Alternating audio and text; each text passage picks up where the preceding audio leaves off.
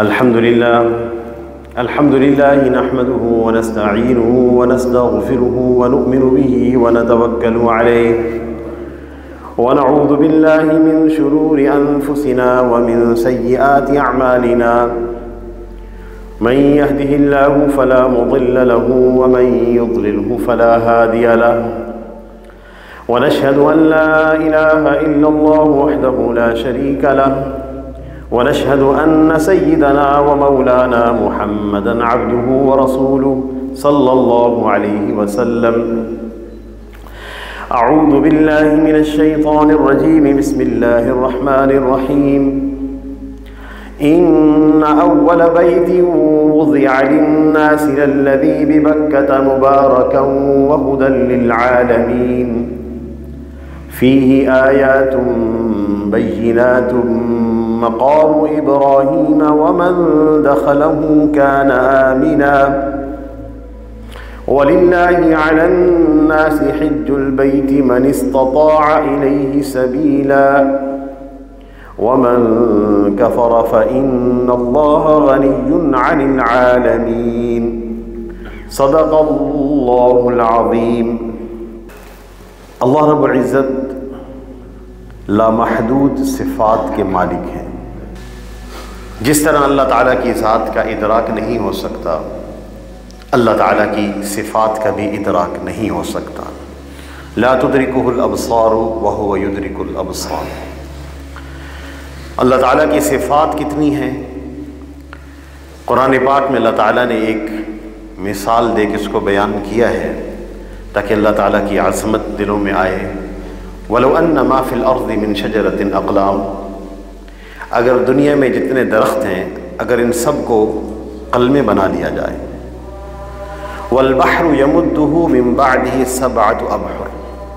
اور سمندر سیاہی بن جائیں، اللہ تعالیٰ کی صفات لکھی جائیں، سیاہی ختم ہو جائے، مزید 7 سمندر لائے جائیں.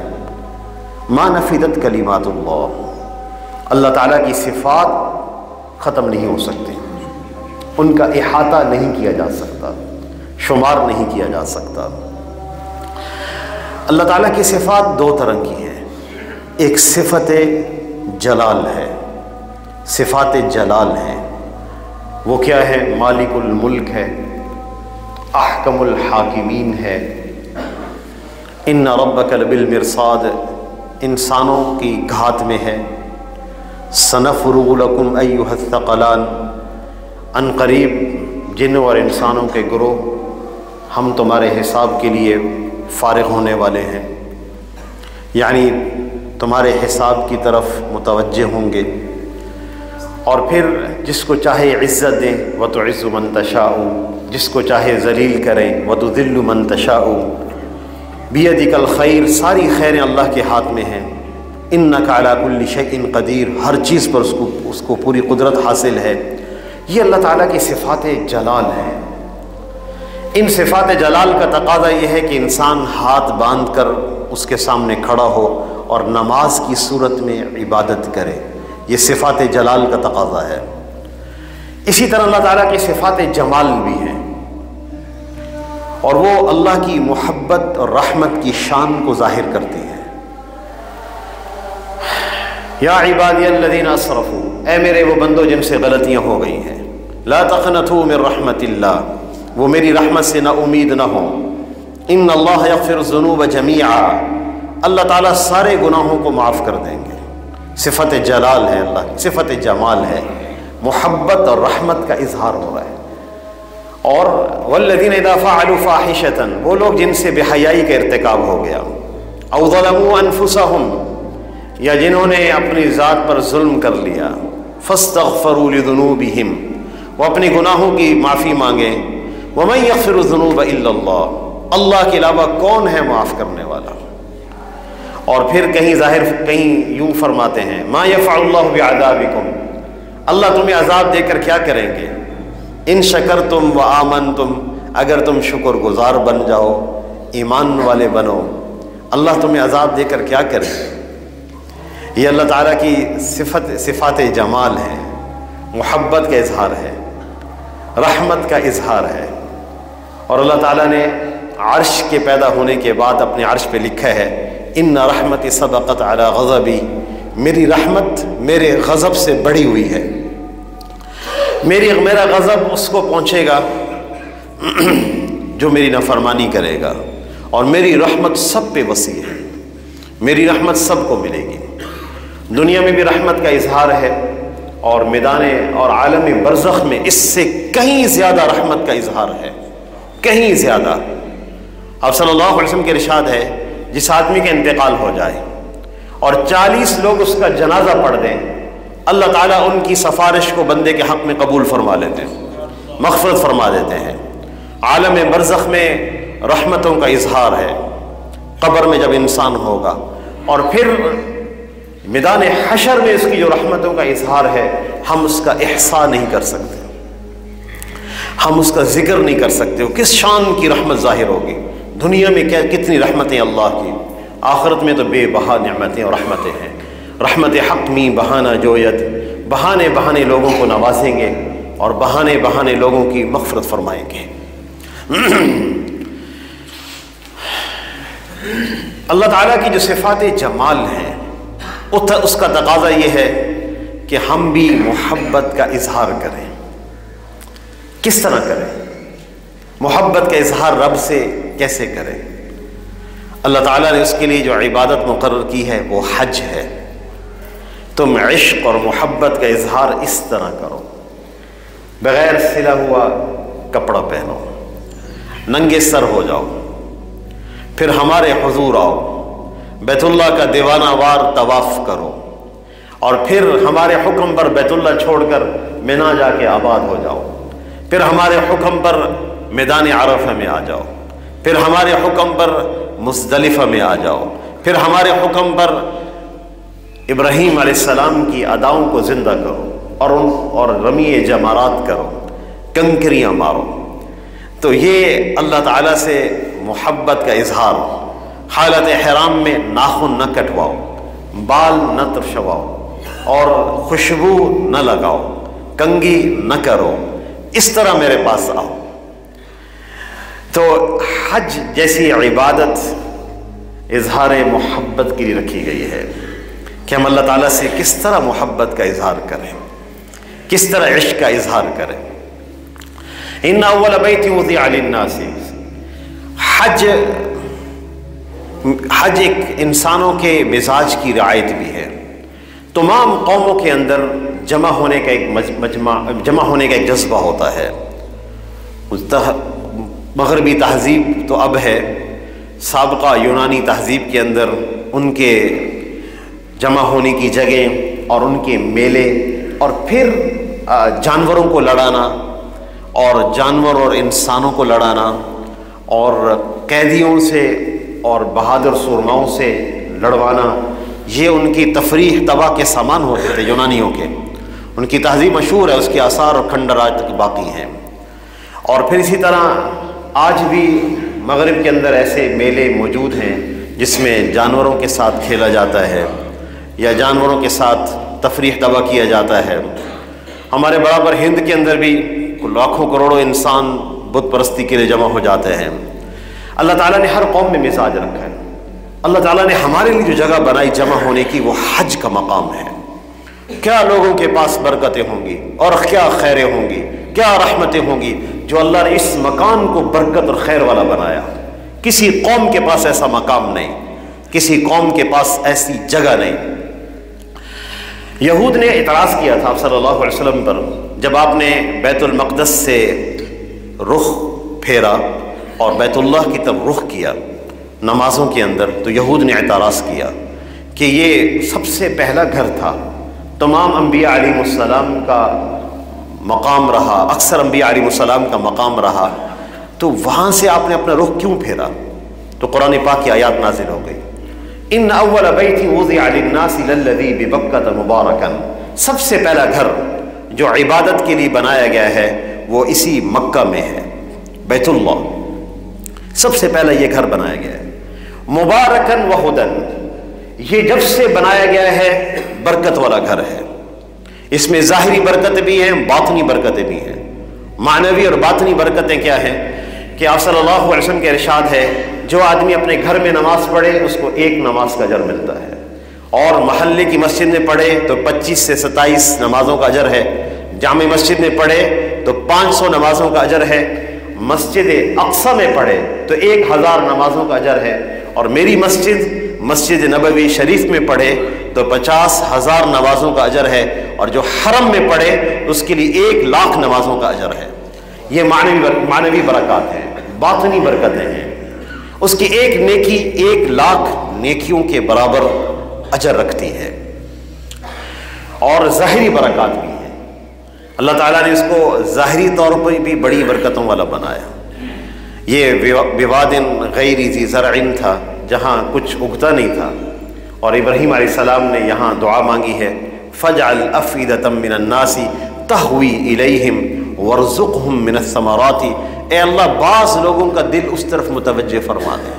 مفسرین نے لکھا ہے کہ اگر ابراہیم علیہ السلام من تبعیضیہ نہ لاتے بعض لوگ، تو پھر ساری دنیا سے انسانوں کا رخ بیت اللہ کی طرف ہو جاتا۔ وَارْزُقْهُم مِّنَ الثَّمَرَاتِ، اے اللہ ان کو طرح طرح کے ثمرات بھی عطا فرما۔ تو لاکھوں انسان حج کے موقع پر جمع ہوتے ہیں، اور اس کے علاوہ بھی جمع رہتے ہیں۔ کبھی آپ نے نہیں سنا ہوگا کہ وہ مکہ جہاں پانی کی قلت ہے، پانی زمین میں نہیں ہے، بہت دور دور سے پانی لایا جاتا ہے، تو کبھی وہاں سنا ہو کہ پانی کی قلت ہو گئی، پانی پینے کے لیے نہیں ملتا مکہ میں، یا کبھی سنا ہو کہ کھانے کی قلت ہو گئی، رزق کی قلت ہو گئی؟ قیامت تک اللہ تعالیٰ اس کو ظاہری طور پر بھی برکت والا بنا کے رکھیں گے۔ ابراہیم علیہ السلام کی دعا کا ثمرہ آنکھوں کے سامنے ظاہر کر دیا۔ اور ومن دخلہ کان آمینا، جو اس میں داخل ہوگا وہ امن والا ہوگا۔ پھر اللہ تعالیٰ نے اس کے اندر اپنی نشانیاں بھی رکھی ہیں، فیہ آیات بینات، اس میں اللہ تعالیٰ کی قدرت کی بڑی نشانیاں ہیں۔ بیت اللہ میں ظاہری نشانیاں بھی ہیں اور چھپی ہوئی نشانیاں بھی ہیں۔ ظاہری نشانیوں میں سے ایک بڑی نشانی کا ظہور حضور صلی اللہ علیہ وسلم کی ولادت سے چند دن پہلے ہوا۔ یمن کا مشہور بادشاہ تھا، حکمران تھا ابرہہ۔ اس نے ایک کلیسا یمن میں تعمیر کیا کہ لوگ کیوں اتنا دور بیت اللہ کا حج کرنے جاتے ہیں، ہمارے کلیسا جو اس سے زیادہ خوبصورت میں بناؤں گا، ہماری کلیسا کا طواف کر لیں۔ آپ نے کبھی بیت اللہ کی بناوٹ کو دیکھا ہو تو اس کی کوئی اینٹ ترتیب کے ساتھ نہیں رکھی گئی، بغیر ترتیب کے ساتھ رکھی گئی، اس کے پتھر بغیر ترتیب سے جوڑے گئے ہیں، کوئی ترتیب نہیں ہے بیت اللہ کی تعمیر کے اندر۔ ایک ایسا گھر ہے جو چاروں طرف سے بند ہے، ایک دروازہ ہے، اللہ تعالیٰ نے اس کے ساتھ انسانوں کی محبت کو جوڑا ہے، اشتیاق کو جوڑا ہے۔ کون سی محبت کسی عمارت میں پیدا ہو سکتی ہے؟ دنیا میں بڑے بڑے خوبصورت مقامات ہوتے ہیں، ان میں سے میرا ایک سفر ہوا نیاگرا فال کا، اور اسی طرح برازیل میں دنیا کی سب سے اس کے بعد شاید اس سے قبل اس سے آگے کی چیز ہے یا اس کے بعد کی چیز ہے کتراتس، وہ بھی بہت بڑی فال ہے فالس کے اندر برازیل میں۔ ارجنٹینا اور برازیل اور پیراگوئے 3 ملکوں کے درمیان میں ہے وہ فال۔ اسی طرح نیاگرا فال ہے، پہلی دفعہ گئے تو بہت اچھا لگا، جب دوسری دفعہ گئے تو وہ حسن آنکھوں کو نہیں بھایا، وقت کا ضیاع معلوم ہوا۔ لیکن اللہ تعالیٰ نے بیت اللہ کو تو لوٹنے کی جگہ بنایا ہے، محبت کی جگہ بنایا ہے۔ ابراہہ نے جب کلیسا تعمیر کیا، اس کا مقصد یہ تھا کہ لوگ یہاں آئیں اور یہاں طواف کیا کریں، اتنا دور کیوں جاتے ہیں۔ کلیسا کو آگ کسی نے لگا دی یا لگ گئی، تو ابراہہ نے انتقام لینے کے لیے ہاتھیوں کے ساتھ چڑھائی کی۔ اس وقت دنیا کی سب سے بڑی طاقتور فوج ہاتھیوں کی فوج کہلاتی تھی۔ درمیان میں قبائل نے مقابلہ بھی کیا بیت اللہ کی حفاظت کے لیے، سب کو شکست دیتا دیتا وہ ابراہہ مقام مغمس میں پہنچا۔ جب ہم عرفہ سے واپس ہوتے ہیں منی کی طرف، تو یہ مقام درمیان میں آتا ہے۔ مزدلفہ سے جب ہم منی کی طرف آتے ہیں تو یہ مقام درمیان میں آتا ہے۔ اس مقام پر آ کر اس نے پڑاؤ ڈالا ہے، بالکل بیت اللہ کے قریب۔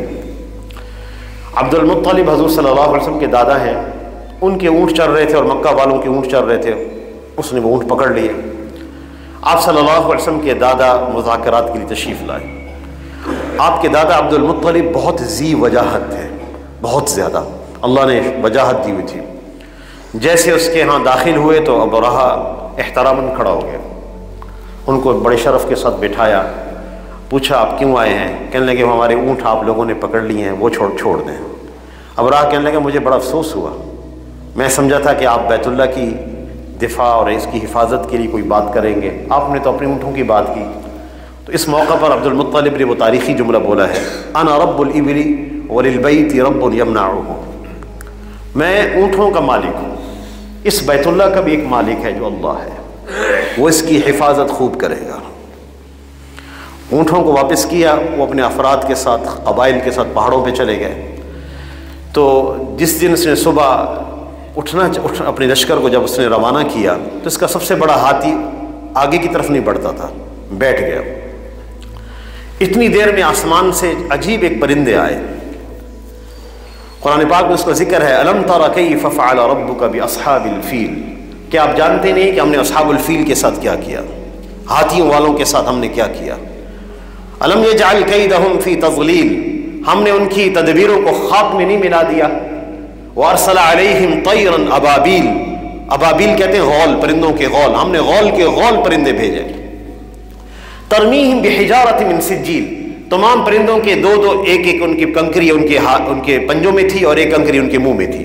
وہ آ کر اوپر چھوڑتے تھے کنکری، وہ کنکری گولی کیا کام کرتی تھی، جو کنکری کام کرتی وہ سوار کے اندر سے داخل ہوتی، ہاتھی میں سے داخل ہوتی، زمین کے اندر چلی جاتی. فجعلہم، قرآن پاک میں آتا ہے کہ ہم نے ان کو کھائے ہوئے بھس کی طرح کر دیا. ابرہہ وہاں سے بھاگا. اس کی ہلاکت اس موقع پر نہیں ہوئی، اللہ نے عبرت کا نشان بنایا. اس کو ایک عجیب مرض لاحق ہو گیا جس میں اعضاء گل کر بہہ جاتے تھے. بھاگا، یمن پہنچا، وہاں سارے اعضاء گل کر بہہ گئے. فیہ آیات بینات، یہ وہ مقام ہے جس میں تیرے رب کی قدرت کی بڑی نشانیاں ہیں.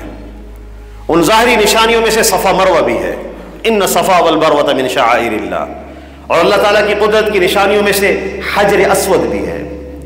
آپ صلی اللہ علیہ وسلم کے ارشاد ہے، نزل الحجر الاسود من الجنت، یہ وہ پتھر ہے جو جنت سے لایا گیا ہے. وہو اشد بیاضا من اللبن، اور جب یہ جنت سے آیا تھا تو دودھ سے زیادہ سفید تھا. فسوتہ خطایا بنی آدم، اس کو بنو آدم کے گناہوں نے کالا کر دیا ہے. تو یہ جنت سے لائے وہ پتھر. اور پھر فیہ آیات، اللہ کی قدرت کی نشانیاں ہیں. اور رمی جمارات بھی ہیں، جہاں لوگ کنکریاں مارتے ہیں. حدیث میں آتا ہے کہ ایک کنکری مارنے پر اللہ تعالیٰ ایسا گناہ معاف کر دیتے ہیں جو ہلاک کر دینے والا ہو.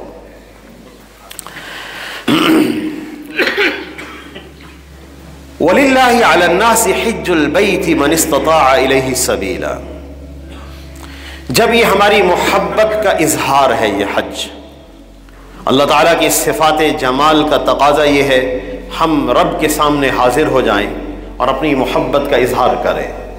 اور یہ حج بیت اللہ کا سفر ندائے ابراہیمی کا جواب بھی ہے، جو اللہ تعالیٰ کے حکم سے ابراہیم علیہ السلام نے ندا لگائی. حضرت ابراہیم علیہ السلام نے جب بیت اللہ کی تعمیر مکمل کی تو اللہ تعالیٰ نے حکم دیا کہ آپ آواز لگائیں. تو انہوں نے کہا میری آواز کہاں تک پہنچے گی؟ تو اللہ تعالیٰ نے فرمایا علیک الاعلام وعلینا البلاغ، آپ کے ذمے آواز لگانا ہے، ہمارے ذمے پہنچانا ہے. یہ جبل ابی قبیس پر چڑھے ہیں اور انہوں نے دونوں کانوں میں انگلیاں دے کر زور سے ندا دی ہے، وَأَذِّن فِي النَّاسِ بِالْحَجِّ، آپ حج کے لیے آواز لگائیں، اعلان کریں یأتوک رجالا، لوگ پیدل چل کر حج کو آیا کریں گے، پیدل سفر کریں گے. وَعَلَى كُلِّ ضَامِرٍ مِنْ كُلِّ فَجٍّ عَمِيقٍ، دور دراز کے سفروں سے آئیں گے، مشقت اٹھا کر آئیں گے، اور جس مشقت کی وجہ سے ان کی اونٹنیاں، ان کے جانور دبلے ہو چکے ہوں گے، اس طرح وہ لوگ دور دور سے مشقتیں اٹھا کر آپ کے پاس پہنچیں گے. اللہ تعالیٰ نے وہ مقام ہی ایسا رکھا جس میں محبت بھی جمع کر دی ہے. وَإِذْ جَعَلْنَا الْبَيْتَ مَثَابَةً لِلنَّاسِ وَأَمْنًا، ہم نے بیت اللہ کو لوٹنے کی جگہ بنایا ہے. جو جتنی دفعہ جائے گا اس کی محبت میں اضافہ ہو جائے گا، وہ اس کی در و دیوار سے بڑی محبت کرے گا. ہمارے نبی صلی اللہ علیہ وسلم جب ہجرت فرما کے روانہ ہونے لگے تو آپ مکہ کی گلیوں میں تھے کہ ابو بکر صدیق رضی اللہ تعالیٰ عنہ کے ساتھ، تو آپ نے بیت اللہ کو مخاطب ہو کے فرمایا جب آپ وہاں سے جا رہے تھے کہ آپ نے فرمایا ما اطیبک من بلد واحبک الی، جتنی بھی دنیا میں شہر ہیں سب سے زیادہ تو مجھے محبوب ہے، ولولا ان قوم اخرجونی منک ما سکنت غیرک، اگر میری قوم مجھے یہاں سے نہ نکالتی میں کبھی کسی دوسری جگہ نہ ٹھہرتا۔ آپ صلی اللہ علیہ وسلم جب وہاں سے روانہ ہو کے آگے چلے، مقام جحفہ میں جب آپ پہنچے جہاں سے مکہ کا راستہ الگ ہو جاتا ہے، تو آپ پھر وہاں ٹھہر گئے اور مکہ کی طرف مخاطب ہو کے فرمایا ما اطیبک من بلد واحبک الی، تم مجھے تمام شہروں میں سب سے زیادہ بڑھ کر محبوب ہو۔ آپ صلی اللہ علیہ وسلم کی آنکھوں سے آنسو جاری ہو گئے مکہ کے جدائی میں، فراق میں۔ تو قرآن پاک کی آیات نازل ہوئی، ان الذی فرض علیک القرآن لرادک الی معاد، اے نبی صلی اللہ علیہ وسلم جس رب نے قرآن کی ذمہ داری آپ پہ رکھی ہے وہی رب تمہیں یہاں لا کر رہے گا، واپس آپ تشریف لائیں گے ہماری قدرت سے اور ہماری طاقت سے۔ وہ جگہ جو آپ کو بڑی محبوب ہے، جس سے آپ مانوس ہیں، معاد کہتے ہیں انسیت والی جگہ، مانوس جگہ، تیرا رب آپ کو مانوس جگہ پہ واپس لا کے رہے گا۔ آپ صلی اللہ علیہ وسلم میں، آپ کے اصحاب میں یقیناً مکہ کا اشتیاق تھا اور سفر حج کا اشتیاق تھا، عمرے کا بھی تھا۔ 6 سال گزر گئے عمرے کے لیے نہ آ سکے، تو سن 6 ہجری میں آپ نے خواب دیکھا کہ میں بیت اللہ کا طواف کر رہا ہوں اور ہم حلق کروا رہے ہیں اور بال کٹوا رہے ہیں۔ آپ نے جب خواب ذکر کیا تمام اصحاب تیار ہو گئے، یا رسول اللہ ابھی چلے عمرے کے لیے۔ آپ صلی اللہ علیہ وسلم نے احرام باندھا بئر علی سے، ذوالحلیفہ جس کو کہتے ہیں، تو حدیبیہ کے مقام پر کفار نے آپ کو روک لیا، داخل نہیں ہونے دیا۔ تو حدیبیہ وہ جگہ ہے جہاں صلح حدیبیہ ہوئی اور بیعت رضوان ہوئی، اور یہ طے پایا کہ آپ اگلے سال آئیں گے اور عمرۃ القضاء کریں گے۔ تو حضرت عمر رضی اللہ تعالیٰ عنہ کہتے تھے یا رسول اللہ آپ نے خواب نہیں دیکھا تھا، ہم عمرہ کر رہے ہیں، طواف کر رہے ہیں۔ تو آپ نے فرمایا یہ ضروری ہے کہ اس سال کریں گے، اگلے سال اللہ پاک توفیق عطا فرما دیں گے۔ تو اگلے سال یہ حضرات تشریف لائے، عمرۃ القضاء سن 7 ہجری میں ہوا۔ وَلِلَّهِ عَلَى النَّاسِ حِجُّ الْبَيْتِ مَنِ اسْتَطَاعَ إِلَيْهِ سَبِيلًا، اللہ کے لیے حج اس شخص کے ذمے فرض ہے جو اللہ کی خوشنودی کے لیے حج کرے، من استطاع الیہ سبیلا، جو اس کی استطاعت رکھتا ہے، جو مواصلات کی استطاعت رکھتا ہے، یعنی جس کے پاس خرچہ ہے جانے کے لیے اور جس کے پاس گھر والوں کے لیے بھی نفقہ ہے اور اس سفر کے اخراجات اٹھا سکتا ہے، اس پر حج فرض ہے۔ اور اس کی فرضیت کو اتنی تاکید کے ساتھ بیان کیا، ومن کفر، جس شخص نے استطاعت کے باوجود حج نہ کیا، اس کے لیے الفاظ استعمال ہوئے جس نے کفر کیا۔ فإن اللہ غنی عن العالمین، اللہ تعالیٰ تمام جہانوں سے بے نیاز ہیں، ان کو کسی عبادت کی حاجت نہیں ہے۔ اللہ تعالیٰ کے افعال معلل بالاغراض نہیں ہوتے، کسی عمل کی بھی حاجت نہیں ہے رب کو۔ اسی وجہ سے نبی صلی اللہ علیہ وسلم نے ارشاد فرمایا من ملک زادا وراحلۃ، جس کو اللہ تعالیٰ نے سواری کی طاقت دی ہو، جس کو اللہ تعالیٰ نے خرچہ دیا ہو، زاد دیا ہو، تبلغہ الی بیت اللہ، اتنا خرچہ کہ بیت اللہ کا حج کر سکے، فلم یحج، پھر اس شخص نے حج نہیں کیا، فلا علیہ ان یموت یہودیا او نصرانیا، تو پھر کوئی پرواہ نہیں وہ یہودی ہو کے مرے یا نصرانی ہو کے مرے۔ شارحین حدیث نے لکھا ہے کہ جو آدمی استطاعت کے باوجود حج فرض ادا نہ کرے، اللہ نے استطاعت دی ہے اور حج فرض ادا نہیں کیا، اور کاموں میں مشغول رہے اور ضرورتوں میں مشغول رہے، اس شخص کی موت پر سوء خاتمہ کا اندیشہ ہوتا ہے، خاتمہ خیر پر نہ ہو آدمی کا۔ تمام ضرورتوں سے بڑھ کر، تمام حاجتوں سے بڑھ کر فرض کی تکمیل ہے جو حج کی تکمیل ہے۔ اسی وجہ سے حضرت عبداللہ بن عباس رضی اللہ تعالیٰ عنہ فرماتے تھے تعجلوا الحج، حج میں جلدی کیا کرو، حج کرنے کے لیے جلدی کیا کرو. تعجلوا الی مکہ، مکہ کے سفر میں جلدی کرو. فإن أحدكم، اس لیے کہ تم میں سے کوئی شخص یہ بات نہیں جانتا کہ کون سی بیماری اور کون سی حاجت انسان کو پیش آ جائے، کس بیماری میں انسان مبتلا ہو جائے. والدین نے حج نہیں کیا، پہلے وہ کریں گے پھر میں کروں گا، یہ غلط ہے. اللہ نے اس نوجوان کو صاحب استطاعت بنایا ہے، پہلے اسی پر حج فرض ہے، یہ حج فرض ادا کریں. پھر بعض دفعہ حج فرض ہو جاتا ہے، بیوی کہتی ہے کہ جب تک میں ساتھ نہ جاؤں آپ نہیں جا سکتے، مجھے کون حج کرائے گا. یہ بھی شرعاً جائز نہیں، یہ مطالبہ کرنا جائز نہیں ہے. اس مرد کو پہلے حج کرنا چاہیے، اللہ نے اس کو صاحب استطاعت بنایا. مکان ہے، مکان کی تعمیر بعد میں ہے، حج فرض پہلے ادا کر دیں. بچیوں کی شادی اور نکاح کے معاملات ہیں تو بچیوں کی شادی اور نکاح بعد میں ہوں گے، حج فرض پہلے ادا کریں. بچے چھوٹے ہیں، چھوٹے بچوں کے مسائل حل ہو جایا کرتے ہیں، یہ عذر نہیں ہے حج سے رکنے کا، یہ عذر نہیں ہے، شرعی عذر نہیں ہے حج سے رکنے کا.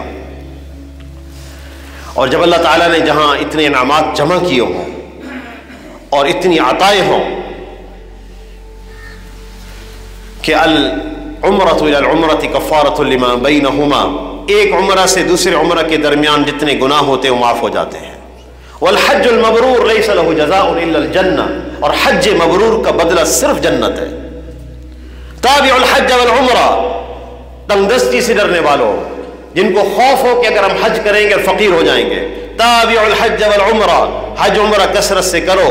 فإنہما ينفیان الفقر، یہ تنگ دستی کو ختم کر دیتے ہیں. جس کا حج مقبول ہو جائے وہ موت تک فقیر نہیں ہوگا. اس لیے حج سے تنگ دستی نہیں آ سکتی، برکت آئے گی، خیریں آئیں گی. اور وہ مقام جہاں اللہ تعالیٰ ہمیں عرفہ میں جمع ہونے کی توفیق عطا فرما دے، کتنی عظمتیں اللہ نے بیان کی ہیں. یہ وہ مقام ہے جس کی قسم کھائی گئی ہے، جس دن کی قسم کھائی گئی ہے. والسماء ذات البروج واليوم الموعود وشاہد ومشہود، اور قسم ہے شاہد یعنی جمعہ کے دن کی، ومشہود اور قسم ہے یوم عرفہ کی. والفجر وليال عشر والشفع والوتر، قسم ہے فجر کی اور 10 راتوں کی اور جفت اور طاق یعنی یوم عرفہ کی. ایسا دن جس کے بارے میں حدیث میں آتا ہے کہ اللہ جل شانہ تمام فرشتوں پہ فخر فرماتے ہیں.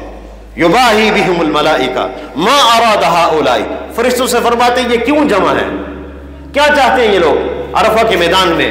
پھر انہی کو گواہ بنا کے فرماتے ہیں تم لوگ گواہ رہو، اگر ان کے گناہ سمندر کی جھاگ کے برابر بھی ہو تو میں نے ان کو معاف کر دیا ہے، اور انہوں نے جس کے حق میں مغفرت کی دعا کی ہے میں نے اسے بھی معاف کر دیا. تو کس طرح ہم حج فرض میں تاخیر کریں. اور پھر اس مبارک سفر میں حضور صلی اللہ علیہ وسلم کی روضہ کی زیارت، اور پھر نبی صلی اللہ علیہ وسلم کی حقوق ہمارے اوپر ہیں، ان کے روضہ کی زیارت کرنا، حاضری دینا، یہ ان کا حق ہے. ان کی مسجد کی زیارت، اور پھر انہوں نے اپنے روضہ کی زیارت کے بارے میں یہ فرمایا من زار قبری وجبت لہ شفاعتی، جس نے میری قبر کی زیارت کی اس پر میری شفاعت واجب ہو گئی. من زار قبری فکأنما زارنی فی حیاتی، جس نے میری قبر کی زیارت کی اس نے گویا مجھے اپنی زندگی میں دیکھا ہے. ہمارے اوپر ہمارے نبی صلی اللہ علیہ وسلم کے حقوق ہیں، ان حقوق کا ادائیگی بھی صورت میں ہوتی ہے جب ہم مدینہ المنورہ میں حاضر ہوتے ہیں، روضہ مبارک پہ بھی اور مسجد نبوی شریف میں بھی. اس لیے حج فرض میں تاخیر نہ ہو.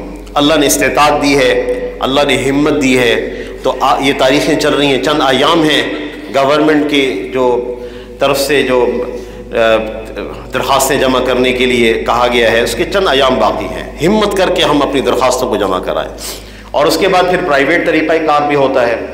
تو اللہ تعالیٰ انشاءاللہ اس سفر کو آسان بھی فرمائیں گے اور عافیت والا بنا دیں گے تو فرائض کی تکمیل ہو جائے.